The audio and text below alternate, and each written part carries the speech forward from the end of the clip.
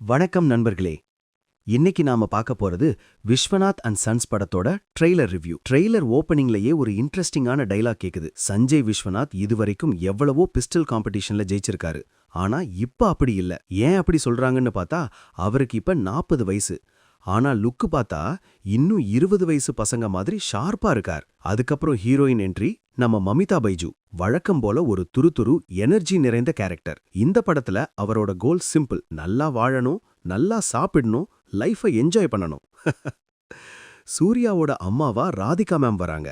ஒரு strong and கிளாசி mummy வைப்ல. முழுக்க முழுக்க ஃபாரின் லொகேஷன்ஸ்ல எடுக்கப்பட்டிருக்கு போல.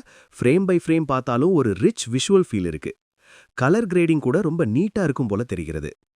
ஸ்டோரி சைடுல பார்த்தா ஹீரோயின் தொடர்ந்து சூர்யாவை லவ் பண்ண சொல்லி பிரஷர் பண்ணிட்டு இருக்காங்க. ஆனா சூர்யா கொஞ்சம் டிஸ்டன்ஸ் மெயின்டைன் பண்ற மாதிரி இருக்கு. ஈவன் ஏஜ் கேப் இருந்தாலும் பரவாயில்லைன்னு ஹீரோயின் சைடுல ஸ்ட்ராங்கா நிற்கிறாங்க. இது எப்படி டெவலப் ஆகுது என்பதுதான் மெயின் கியூரியாசிட்டி. ட்ரெய்லர்ல ஒரு ஃபனி விஷயம்: விஸ்வநாத் அண்ட் சன்ஸ்னு டைட்டில் வச்சிருக்காங்க. ஆனா ஆக்சுவலா விஸ்வநாத் அவருடைய சன்ன கேரக்டரை லாஸ்ட் 10 செகண்ட்ஸ்ல தான் காட்டுறாங்க. மொத்தத்துல பார்த்தா இந்த படம் ஒரு ஃபன் ஃபில்ட், லைட் ஹார்ட்டட் என்டர்டெய்னராக இருக்கும் போல தெரிகிறது. சூர்யாவை நாம ரீசெண்டா கமர்ஷியல் ஹீரோவா பார்த்துட்டு இருக்கோம்.